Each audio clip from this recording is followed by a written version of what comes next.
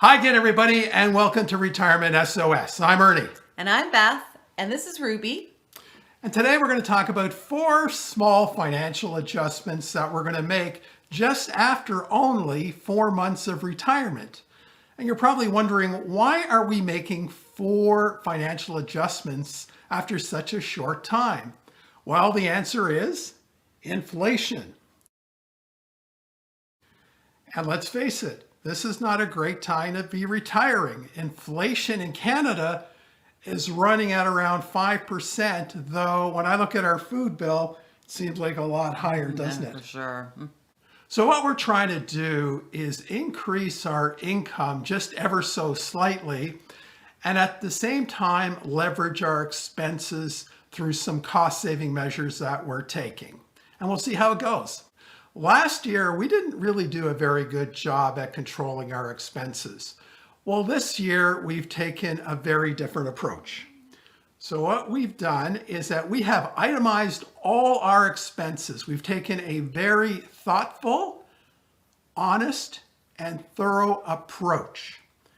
And we've eliminated some of the sundry expenses. We've also eliminated our car payment because our car is now finally all paid for. And we're hoping that's going to kind of fill in that inflation gap. The only expense that we haven't been able to reconcile is our house repairs and projects. The problem is that we live in an older home. And there's no way you can escape doing projects. You have to keep your house up to par, otherwise it's going to fall apart. Well, so it kind of already is.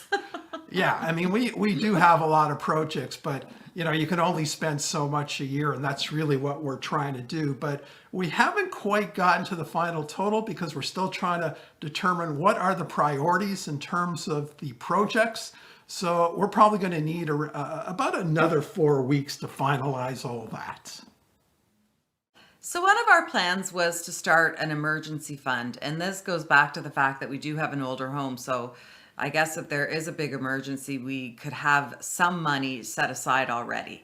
So because I work part-time, we were thinking part of my paycheck could go towards slowly building up an emergency fund. But I always say best laid plans because I always have plans for my paycheck at the end of every week, like a new rug, replace the wallpaper in the bathroom, and countless other things. Too many to mention. So it's a good plan, and hopefully we'll stick to it. But we'll have to. Time will tell. We'll see. And we'll try to work those other things in. But as the old saying goes, better safe than sorry. Now let's talk stocks.